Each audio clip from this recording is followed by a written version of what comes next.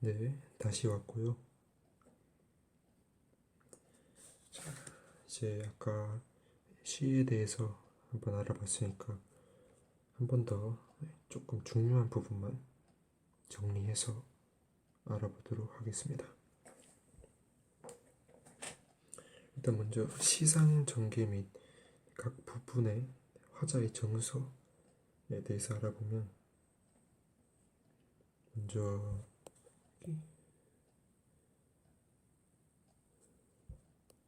일행에서 8행까지, 1행에서 8행까지죠. 이거 왜 이래?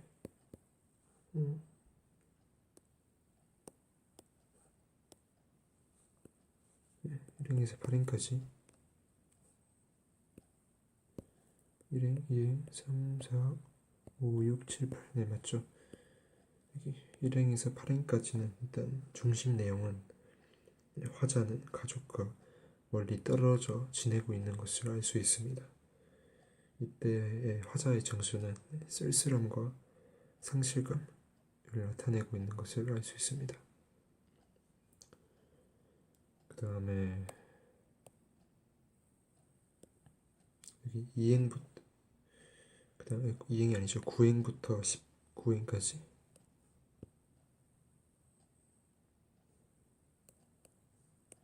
9행부터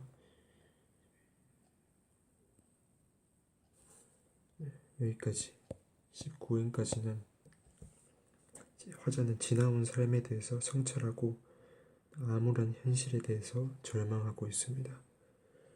즉 이제 정서는 무력감, 반성, 부끄러움 등을 통해서 절망하고 있다는 것을 알 수 있습니다.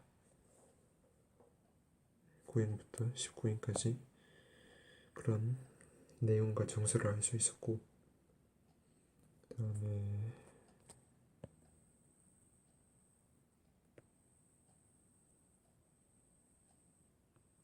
20행부터 23행 이 부분이죠. 여기서는 이제 화자는 무기력한 자아와 운명에 이끌려온 삶에 대해서 인식하고 있습니다. 여기 보이죠? 깨달음을 얻는 건데 무기력한 자아에 대해서 인식을 하고 있고, 운명을 긍정하면서 깨달음을 막 통해서 알 수 있습니다. 그 다음에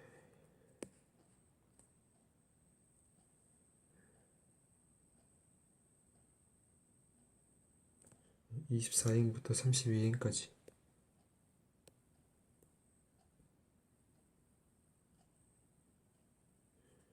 24행부터 32행까지는 화자는 새로운 삶에 대한 의지를 드러내고 있습니다. 성찰, 현실, 극복 의지, 희망 등을 화자는 가지고 있습니다. 이제 반성과 성찰을 하고, 그 다음에 견디고, 그 고난을 이겨내는 의지적, 이렇게 이제 자기는 새로운 삶을 살아갈 것을 암시하고 있습니다. 이렇게 대해서 한번 전체적으로 한번 그냥 쭉 봤고, 그 다음은 아까 이제 제일 중요한 부분인 그러나라는 부분이 있었잖아요. 여기서 그러나를 중심으로 한 화자의 정서와 태도의 변화에 대해서 알아보면,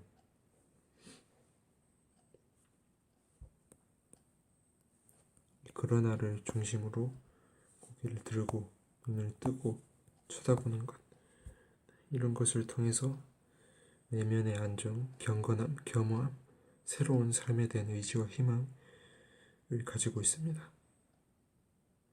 시상전환이 된 거, 그 전에는 외로움, 그런 것을 느꼈는데, 외로움, 쓸쓸함, 무기력함 이런 걸 느꼈는데, 이 이후부터 이제 의지와 희망을 얻는다는 것을 알아두셨으면 좋겠습니다.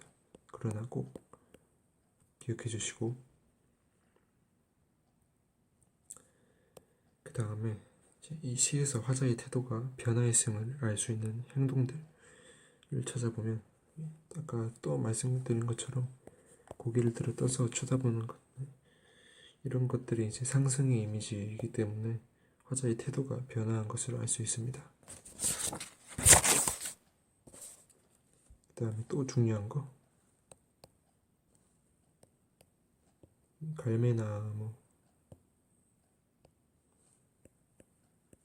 갈매나무가 엄청 아까 중요하다고 말씀드렸는데, 여기서 시에서의 갈매나무의 모습은 원산 바위 옆에 외롭게 서서 하얀 눈을 맞으면서 서 있습니다.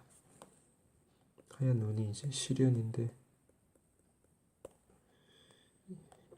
이런 눈을 맞으면서도 버티고 있는다는 것이, 이 갈매나무가 뜻하는 것은 시련을 극복하고 꿋꿋하게 삶을 살아가겠다는 화자의 의지를 나타내고 있습니다.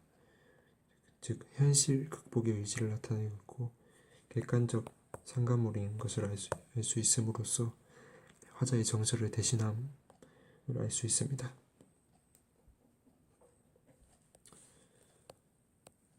이게 갈매나무예요. 보이시죠? 이렇게 생긴 겨울에 이렇게 생겼다는 것을 교과서 속 사진으로 통해서도 한번 재밌게 알아볼 수 있습니다. 그 다음에 이 남신의 조 유동 박시봉방의 시의 이 문학사적 가치에 대해서 제가 한번 읊어드리면, 1930년대에 이어서 1940년대는 일제 수탈로 농촌의 현실은 피폐해져 갔습니다. 근데 이러한 농촌을 떠나는 유랑민들의 고향 상실감과 더불어서 민족 해체의 반발작용으로 고유의 가치를 지키며, 아까 토속적인 언어도 나왔잖아요. 그런 고유의 가치를 지키면서 민족 공동체 의식을 담은 주제와 토속적 소재를 고수하는 작가들이 나타났습니다. 바로 백석이죠. 1940년대는 우리 문학의 암흑기인데, 한글 사용을 금지당했고 일본식 성명 강요 등으로 한국인으로서의 자존감이 훼손되던 시기였습니다. 일제의 탄압이 극에 달하면서 표현의 자유를 억압받게 되면서 상당수의 가사들이 절필을 하거나 변절을 하기도 했지만, 일부 작가들, 이육사나 연동주 이런 시인들은 자신의 목숨을 바치면서도 광복의 의지를 다지는 등 다양한 방식으로 일제에 저항하였습니다. 백석도 우리 이런 나주순 이런 토속적 소재들을 사용하면서 우리 한국인들의 민족적 의식을 지키기 위해서 일제에 저항했다는 것을 알 수 있습니다. 그 다음에 이제 토속성이 나타나는 시어, 그런 시어들을 다시 한번 또 알아보겠습니다. 삿 나오죠. 삿이랑 디롱배기, 독덕불,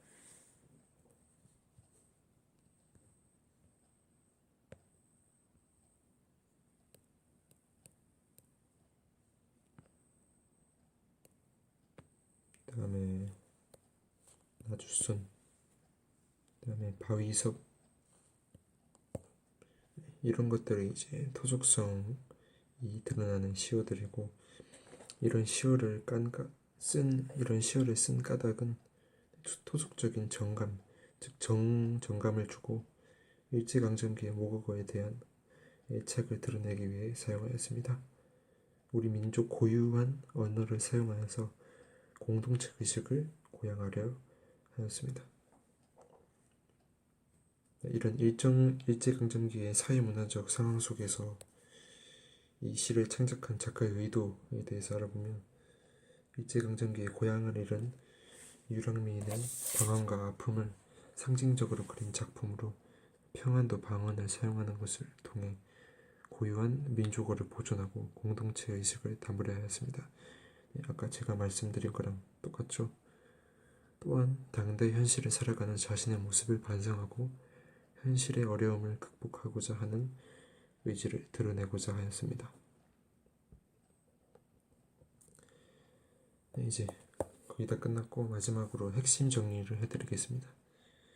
이 시의 갈래는 자유시, 서정시, 자유로운 시고 형식이 자유롭잖아요. 막 거의 시 아닌 것 같으면서도 그냥 소설 같은 느낌도 받는데 그런 느낌이 드는 게 자유로운 것입니다. 자유롭고 정서, 우리의 정서를 담고 있는 서정시이고 이 시의 성격은 고백적, 반성적, 의지적입니다. 알 수 있겠죠? 이 시의 제재로는 유랑민들의 외롭고 무기력한 삶이고 주제는 무기력한 삶에 대한 반성과 새로운 삶의 의지, 새로운 삶에 대한 의지를 나타내고 있습니다. 마지막으로 특징으로는 제목에서부터 알 수 있듯이 남신의 주 유동박시방봉이라는 이런 편지 형식을 빌려서 화자의 근황을 드러냈다는 것을 알 수 있습니다. 이거는 시 일부에서 전 강의에서도 말씀드렸고, 그다음에 평안도 방언과 향토적인 시어를 활용해서 토속적인 분위기를 형성하였습니다. 심표 여기도 보이죠?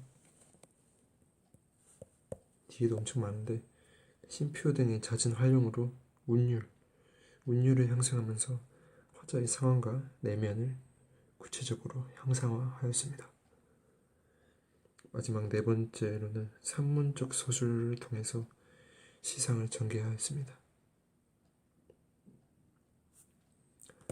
자, 이제 남신의 주 유동박시봉방이라는 시를 함께 두 강에 걸쳐서 알아봤는데,